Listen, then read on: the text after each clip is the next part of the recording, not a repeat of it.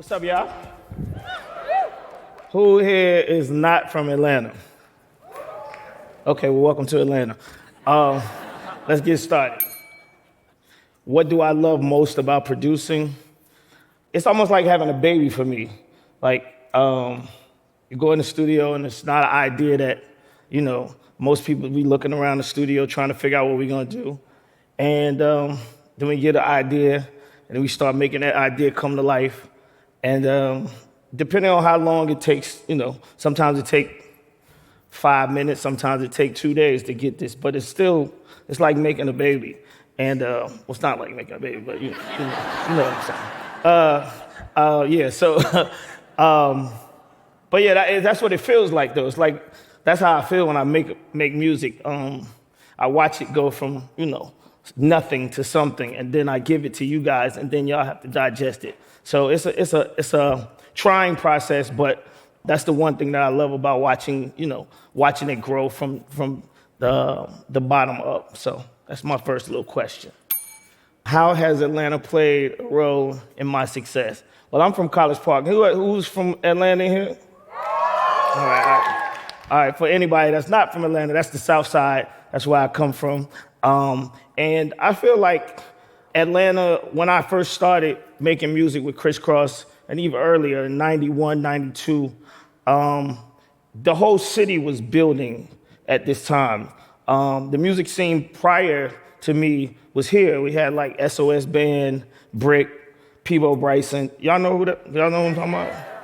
Okay, all right, make sure, okay. So we had a cool music scene here, but it still was, in the birth. And I just feel like my success came with the growth of this city. That's why I feel like I'm the mayor. I am the mayor, but yeah. I feel like people watched me grow and they watched the city grow and they came to the city. And that's why I created Welcome to Atlanta, because I felt like I saw people taking other cities more serious than this city. They used to have this shirt, and they used to have hats and all of this. They would have Detroit, LA, Tokyo, and London. Y'all remember these shirts? Oh, y'all don't? Okay, maybe I'm older than all of y'all. Damn. Okay, well, anyway, they had these shirts that they used to sell at the airport, and they used to say this. And I used to go through the airport, and I see these shirts all the time. I'm like, damn, why they don't put Atlanta on these shirts? And it just felt like the city wasn't doing what it needed to do. So I just kept pushing, working, trying to create artists and create music and bring more and more people to the city and show how beautiful this city is. And so I'm happy to see everybody here today, because this is what I wanted. I wanted this. So that's that. What's my formula for making songs? Anybody in here that want to make music? Over here on the left side, somebody is screaming. Okay, so my idea of making music is that once you get a hit, you have to follow whatever it was that you did to get to that hit. So like the first time that I did Jump, I don't know how I made it, but I made it, and you guys liked it. And then I started tracing back what I did to get to that song, and I realized that, I couldn't really just like do exactly what I did to get to that song, but I had to find the little different things that the crowd liked or the people liked, or what was really, really interesting about the song. So say, for instance, like with Jump, the hook over and over again, Mac Daddy will make you. See what I'm saying? See, yeah. So what I had to figure out is, how do I make other songs that have that same lasting impression on people? And you have to, it's almost like baking a cake. I know I keep saying babies and baking cakes, but anyway, it's like, this is really like baking a cake, because when you bake a cake, every time you bake the cake, you do basically the same things. Whether you put different icing on the cake, whether it's a lemon cake or it's a, red velvet cake, whatever it is, you go into baking that cake the same. And for me, when I go in the studio, without me telling the people that I'm in the studio with, I basically do some of the same things over and over again. I'm gonna give you an example.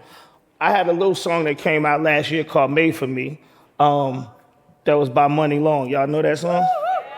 Okay. Yeah, it won a Grammy or something like that, but yeah. And in making the song, she called me one day and she was like, Jermaine, I think that we made the song prior in the studio, and she was like, Jermaine, I think the beat needs to have a little bit more bounce to it. Now, my initial making of the beat, I didn't put this bounce that she's talking about in the record just because I don't try to make all my records sound the same.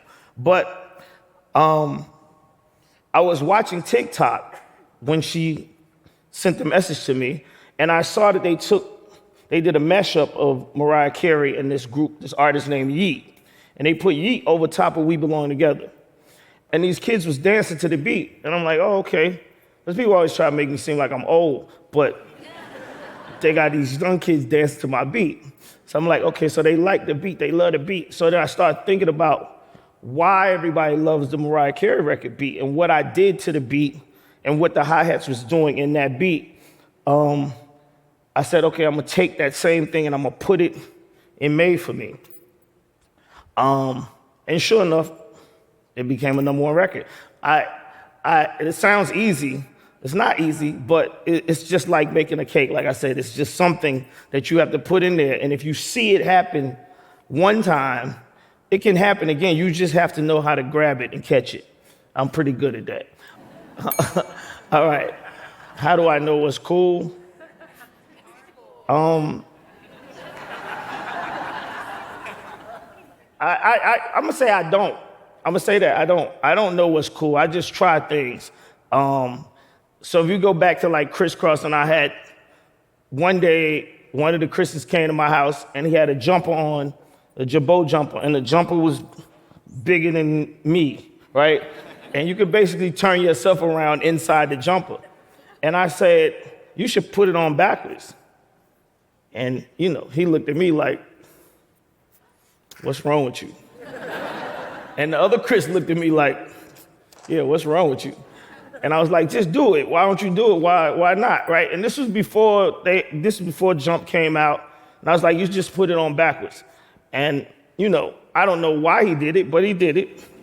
And I said, let's go to the mall. And we went to Lenox Square. And when we walked through Lenox Square, I kid you not, the whole mall seemed like they saw something that they'd never seen before. And I was amazed because I'm like, this ain't nothing, but he just put his jumper on backwards. But what I learned in that process was that it was the coolest thing that they had ever seen in their life.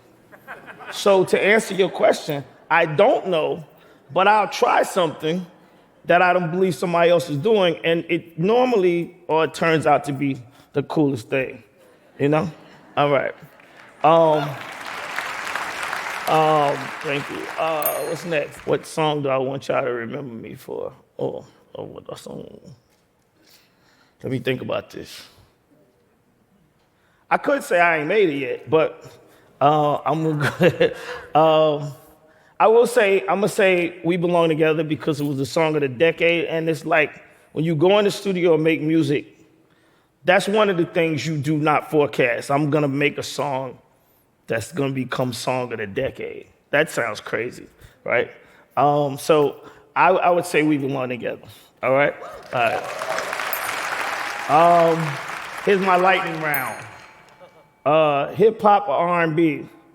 A fun fact is that I'm a real hip hop guy. I started out breakdancing and I hated R&B music, so I'm gonna go with hip hop. Working with legends or rising stars? I would say new stars would be my answer.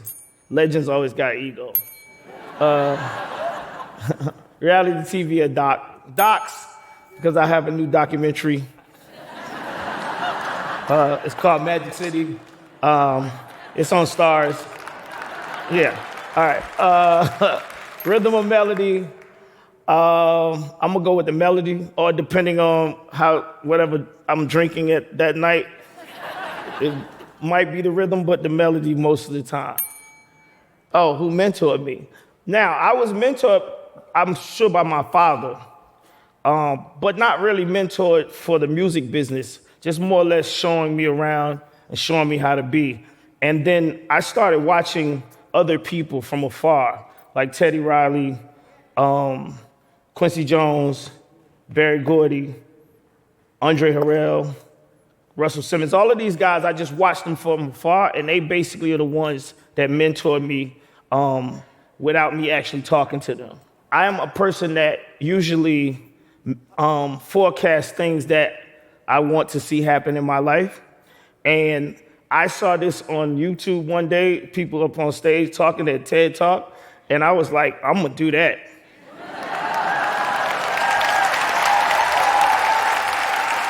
And I'm here. Thank you.